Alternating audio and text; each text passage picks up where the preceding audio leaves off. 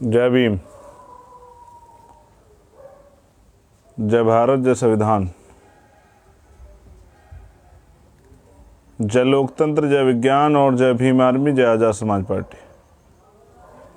आज एक महत्वपूर्ण लाइव के लिए मैं आपके बीच में हूँ। उस लाइव पे मैं कई दिन से प्रयास कर रहा था कि पहले एक बार मेरे पास जानकारी आ जाए तभी मैं अपनी बात रखूँ। तो बहुजन समाज में जन्मे संतों, गुरुओं, महापुरुषों को नमन करते हुए, करुणा के सागर तथागत गौतम बुद्ध, संत शिरोमणि सतगुरु रविदास जी महाराज, भगवान वाल्मीकि महाराज, गुरु नानक देव, संत कबीर, गुरु घासीदास जी, परिवर्तन के नायक, परिवर्तन के अग्रदूत, राष्ट्रपिता ज्योतिबा फूले, छत्रपति साहू जी महाराज, जिनको आज हम नमन भी कर रहे हैं, छत्रपति शिवाजी महाराज, पेरियर रामानायकर स्वामी, पेरियर लल्लई यादव, बाबू जगदेव प्रसाद कुशवाहा, जननायक कपूरी ठाकुर, बिरसा मुंडा,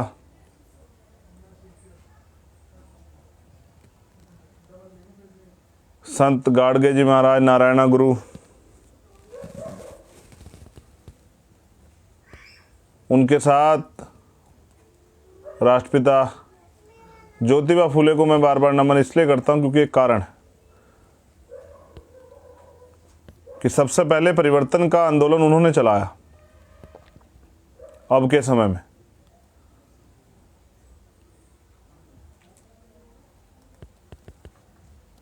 यह आंदोलन 1848 से जो आंदोलन चला, जो राष्ट्रपिता ज्योतिबा फूले के नेतृत्व में चला, फिर छत्रपति साहू जी महाराज, फिर बाबा साहब अम्बेडकर और मान्यवर काशीराम साहब ने जिसको चलाया, जो बहुजनों को सत्ता प्राप्ति का आंदोलन, उस आंदोलन को आगे बढ़ाते हुए, जिसको बाद में मान्यवर दीना भाना वाल्मीकि, मान्यवर साहब काशीराम ने आगे बढ़ाया, जिसको आज भीम आर्मी और आज़ाद समाज पार्टी चला रही। तो मैं सर्वप्रथम आज़ाद समाज पार्टी उत्तर प्रदेश के जो पंचायत चुनाव का रिजल्ट है, उस रिजल्ट के लिए भीम आर्मी भारत एकता मिशन के एक कार्यकर्ता को, एक पदाधिकारी को, आज़ाद समाज पार्टी के एक कार्यकर्ता पदाधिकारी को, मिशन 78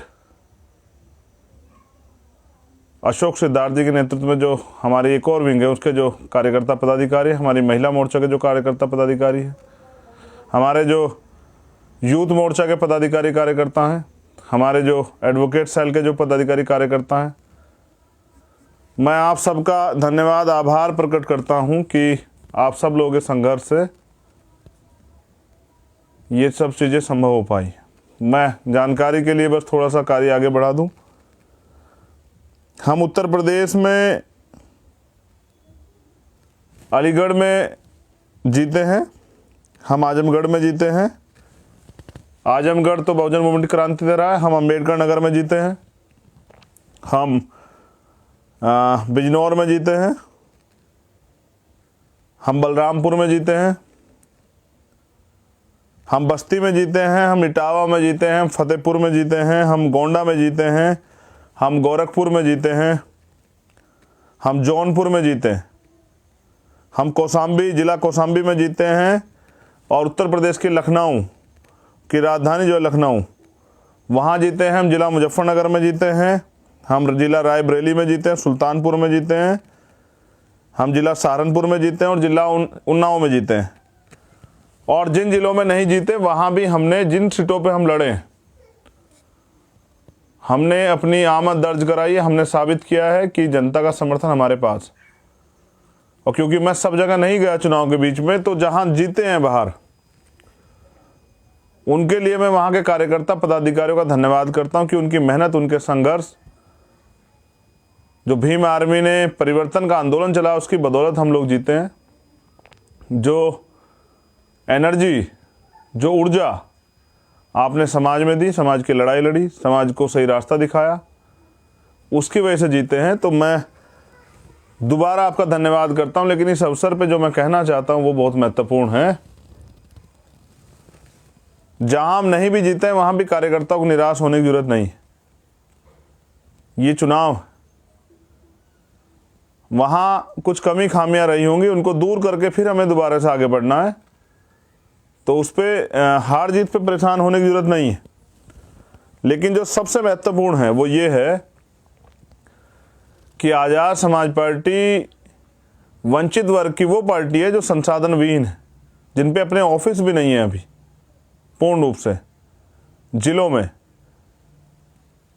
जिनके पास अभी कोई एमपी एमएलए भी नहीं है, जिनके पास लड़ने के लिए सिर्फ और सिर्फ जो है क्रांतिकारी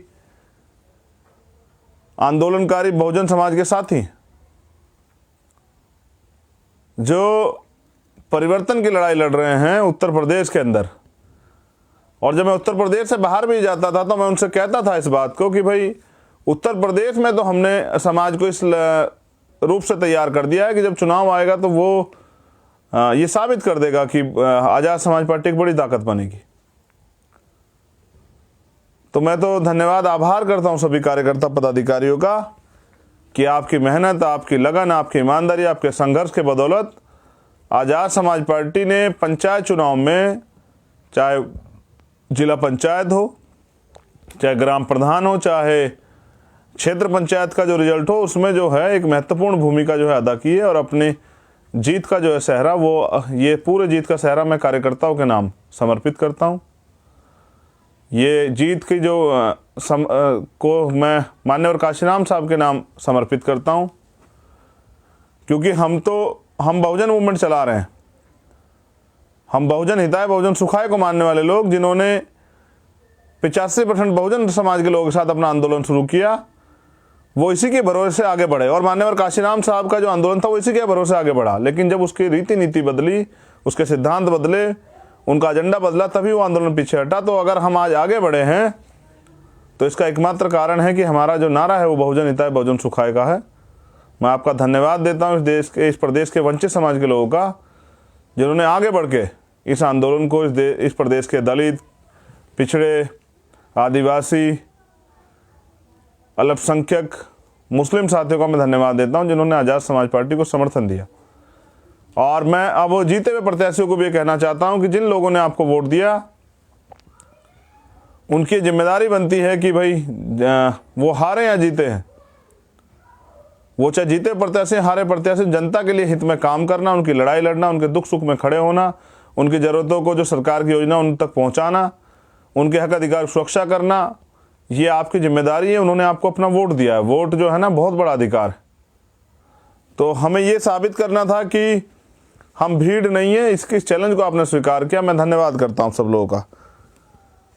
और मैं ये इस चुनाव में हमने कुछ सीखा भी है। हम सब लोगों ने सीखा है कि भाई संगठन बहुत महत्वपूर्ण है। तो अब मैं कार्यकर्ताओं से कहना चाहता हूं कि निराश होने की जरूरत नहीं है, बस मजबूत संगठन का निर्माण कीजिए। और हमने गरीब लोगों को टिकट दिया और गरीब लोगों को हमने जिला पंचायत का जो सदन है, बोर्ड है, उसमें भेजने का काम किया। तो ये भी साबित हो जाता है कि अगर आप संगठन तैयार कर लेते हैं तो आज़ाद समाज पार्टी से आने वाले कल में वंचित वर्ग के वो लोग, गरीब लोग, जो आर्थिक रूप से कमजोर भी है, वो भी आगे बढ़ सकते हैं। आज़ाद समाज पार्टी एक ऐसा प्लेटफॉर्म है जो शोषितों को जुबान देगा, जो शोषितों को जो है आगे बढ़ने का रास्ता देगा, जो शोषितों को की लड़ाई को आगे बढ़ाएगा। तो इस बीच में मैंने कई जगह ये भी देखा कि कहीं पे परिणाम अच्छे रहे तो वहां के कार्यकर्ताओं को और ज्यादा मजबूती से काम करना है कि और अच्छे परिणाम लाना है। जहां के परिणाम कमजोर रहे वहां के कार्यकर्ताओं को भी और मेहनत से काम करना है। और मगर इस सिद्धांत के साथ कि ज्यादा कुछ मिल जाए तो ज्यादा खुश नहीं होते, और बहुत कम मिल जाए तो निराश नहीं होते। इस बात को याद रखते हुए, क्योंकि ये लड़ाई हमारी जो है ना सत्ता के साथ व्यवस्था परिवर्तन की लड़ाई है, इसलिए मैं आपसे कहना चाहता हूं कि जहां अच्छा रिजल्ट नहीं आया है उन लोगों को भी और ज़्यादा मेहनत करने की ज़रूरत है, दूसरे साथियों सीख लेके, निराशा छोड़ते हुए, क्योंकि यहाँ हर एक दिन एक नया चैलेंज, वो चैलेंज स्वीकार करना है और उसको पूरा करना है। लेकिन मैंने ये भी देखा कि भारतीय जनता पार्टी के लोगों ने जिस तरह से वोट के रिजल्ट में जनादेश में धांधलीबाजी की, ये भी मैंने बड़े पैमाने पर देखा। और कई जगह पे तो मैं भीम आर्मी की टीम को सल्यूट करता हूँ, आज़ाद समाज पार्टी की टीम को सल्यूट करता हूँ कि उन्होंने जो प्रत्याशी हमारे जीत गए थे उनको हराने का प्रयास किया, तो हमारे कार्यकर्ताओं ने वहाँ लड़ाई लड़ी।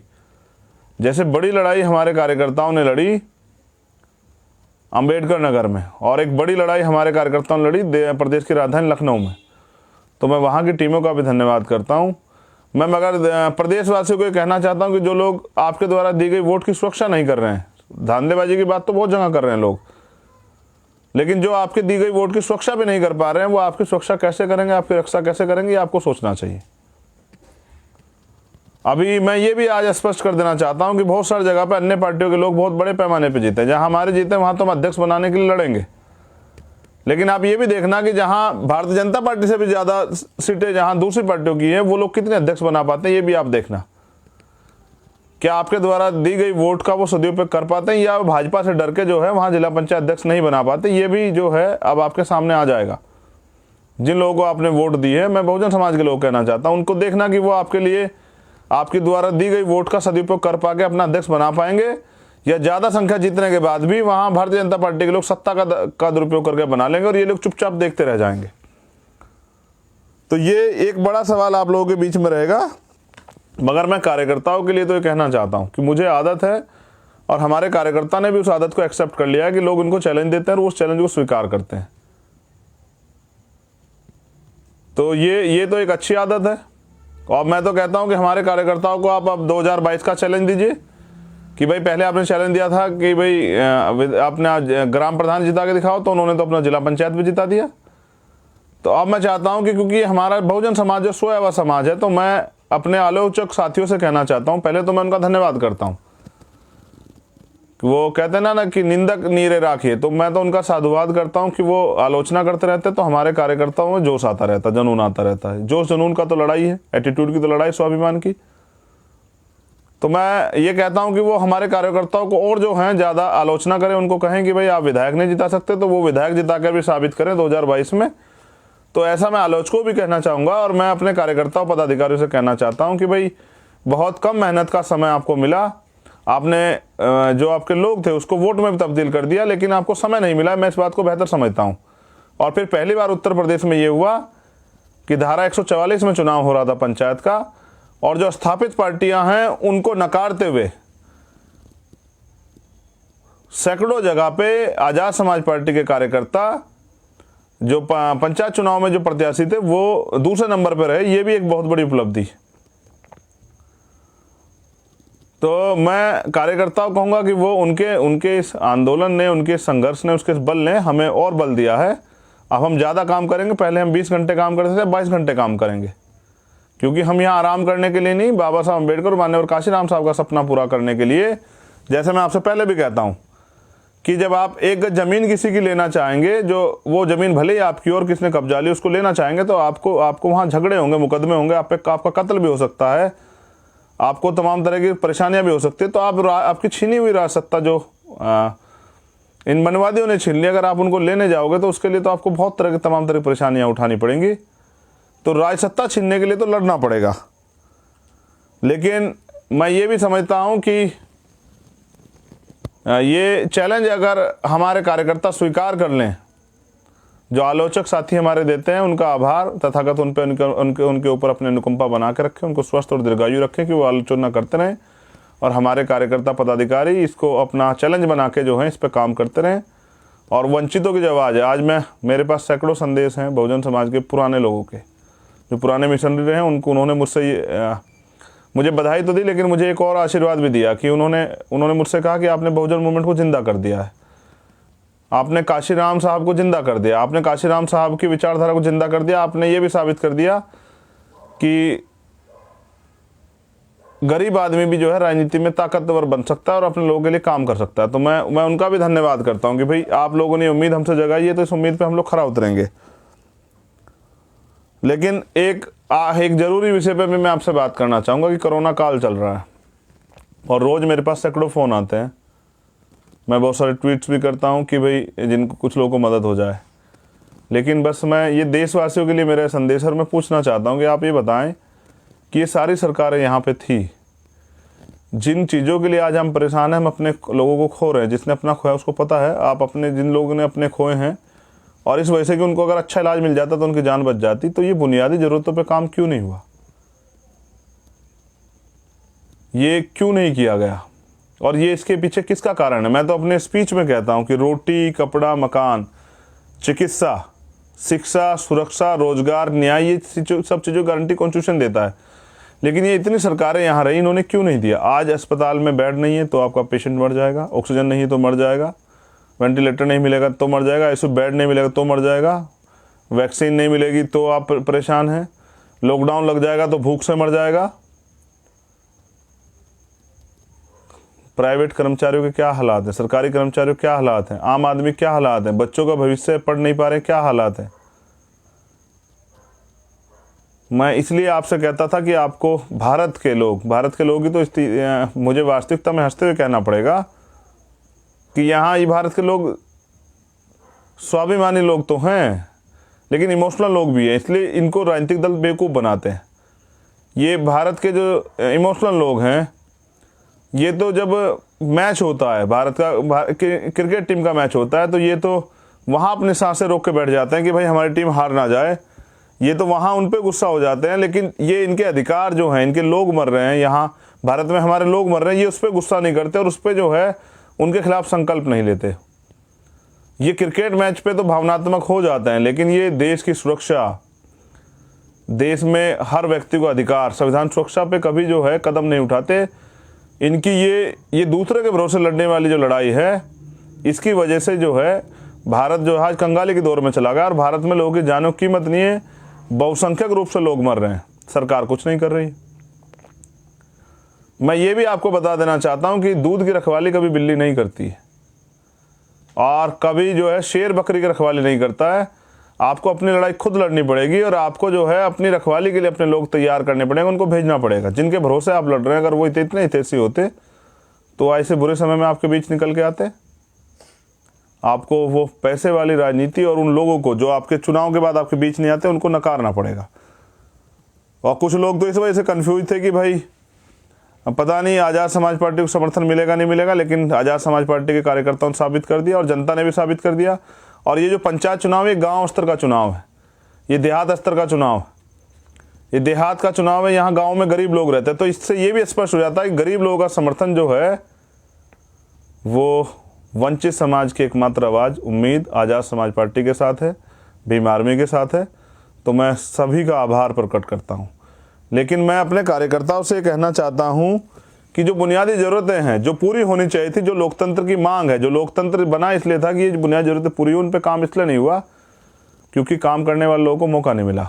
मगर मैं अपने कार्यकर्ताओं को कहना चाहता हूँ, अपने नेताओं को, कि संकल्प लेके, माननीय काशीराम साहब कहते थे, तमन्ना अगर सच्ची हो तो रास्ते हजार होते हैं, तमन्ना अगर झूठी हो तो बहाने हजार होते हैं। बाबा साहब ने आपको वोट का अधिकार दिया है, बाबा साहब ने आपको स्वाभिमान से जीने के लिए अधिकार दिए, आपको आर्थिक रूप संपन्न होने के लिए अधिकार दिए, आपको लड़ने की ताकत दी है, आपकी सुरक्षा के लिए संविधान दिया है। लेकिन इनकी सुरक्षा कौन करेगा, इन अधिकारों की? इसके लिए भी आपको चैलेंज स्वीकार करना पड़ेगा। तो मैं अपने कार्यकर्ता साथियों से कहना चाहता हूं कि अब आप संकल्प लें कि हम 2022 की तैयारी के लिए उत्तर प्रदेश में उतर रहे हैं। और जो अन्य प्रदेशों के साथी हैं वो भी बहुत उत्साहित हैं इस चीज़ से। मैं उनसे भी ये कहना चाहता हूं कि आप भी अपने यहाँ मजबूत संगठन तैयार कर लें। जन समर्थन जो है, गरीब जनता का समर्थन आपके पास है, 90% वंचित वर्ग के लोग आपके साथ खड़े हैं। कल से बधाइयों के बधाई संदेशों की भरमार लगी हुई है, लेकिन मुझे मेरे मन में भी कुछ सपने हैं वंचित वर्ग के दुख पीड़ा को समाप्त करने के, बाबा साहब डॉक्टर भीमराव अंबेडकर जी के सपने को पूरा करने का। शहीद आजम सरदार भगत सिंह, सरदार उधम सिंह, सरदार करतार सिंह सराभा और जो अन्य हमारे शहीद हुए हैं, 2 अप्रैल के जो शहीद, बहुजन मूवमेंट के जो शहीद, बहुजन मूवमेंट के जो पिलर लोग हैं, समर्थक लोग हैं, मैं उनके सपनों की परवाह करता हूँ। मैं बाबा साहब अम्बेडकर और माननीय काशीराम साहब के सपनों की परवाह करता हूँ। मैं ज्योतिबा फूले, मैं राष्ट्रपिता ज्योतिबा फूले, पेरियर साहब, बाबा जगदेव प्रसाद कुशवाहा, जननायक कर्पूरी ठाकुर के भी सपनों की परवाह करता हूँ। मैं माँ अवंतिका बाई लोधी, वीरांगना झलकारी भाई, और मेरी तो माँ धुल रही है, वो महानायिका जिन्होंने अन्याय अत्याचार करने वालों को सबक सिखाया। मैं वीरांगना फूलन देवी को भी नमन करता हूँ, और मैं नमन करता हूँ आज हमारे बहुत ही एक के साथ अब एक और साथी हमारे जिनको नमन मैं करता हूँ, मेरे बड़े भाई चौधरी अजीत सिंह जी, वो किसानों के मसीहा, किसानों के नेता, गरीबों के नेता आज हमारे बीच नहीं रहे, मैं उनको भी नमन करता हूँ। लेकिन इस देश को खोखला होने से बचाइए, ये भ्रष्टाचार को स्थापित करने वाले राजनेताओं से इस देश को बचाइए। लोकतंत्र को, वास्तविक लोकतंत्र को जिंदा करने के लिए, संविधान को पूर्ण रूप से लागू कराने के लिए मैं कार्यकर्ताओं से कहना चाहता हूँ कि उत्साहित होकर घर ना बैठे, निराश होकर घर ना बैठे, आए मैदान में उतरे और साबित करें कि आज़ाद समाज पार्टी बाबा साहब अम्बेडकर और मान्यवर काशीराम साहब के सपने को पूरा करने के बिना चैन से नहीं बैठेंगे हम लोग, और इस देश में बहुजन राज स्थापित करेंगे। मान्यवर काशीराम साहब कहते जो बहुजन की बात करेगा वो दिल्ली पर राज करेगा। इस संकल्प को, इस नारे को अपने जीवन में जो है आत्मसात कीजिए कि वोट हमारा, राज तुम्हारा, नहीं चलेगा, नहीं चलेगा।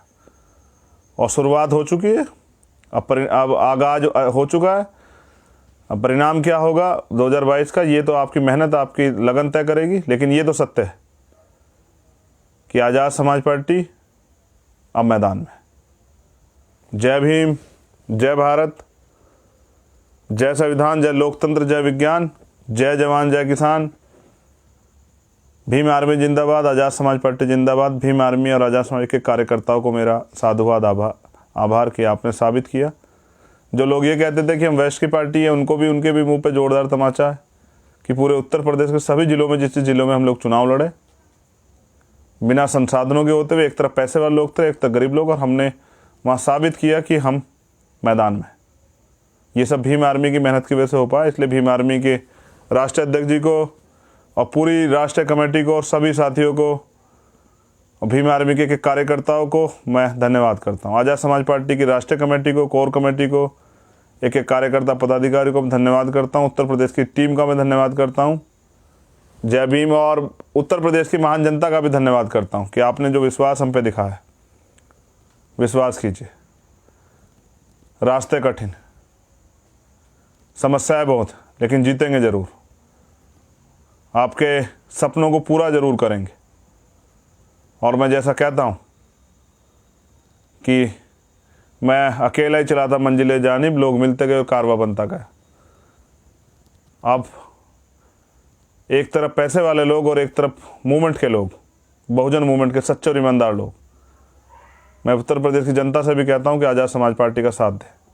और जो लोग घर निराश होकर बैठ गए थे, मान्यवर काशीराम साहब के साथी और उनके चेले, उनके मिशन मूवमेंट में सहयोगी, उनसे भी मैं निवेदन करूंगा कि आइए, मैं आपका स्वागत करता हूं। आइए, एक नया कल लिखते हैं, एक नया इतिहास लिखते हैं। वंचित और शोषितों को उनके अधिकार दिलाने के लिए, न्याय दिलाने के लिए, भारत में बाबा साहब अम्बेडकर, माननीय काशीराम साहब के सपनों पूरा करने के लिए आज़ाद समाज पार्टी का साथ है। जय भीम, जय भारत। मैं इसके साथ एक अंतिम लाइन में अपनी महिला नेत्रियों का भी आभार प्रकट करता हूं कि उन्होंने बहुत मेहनत की। बहुत बहुत धन्यवाद। जय भीम।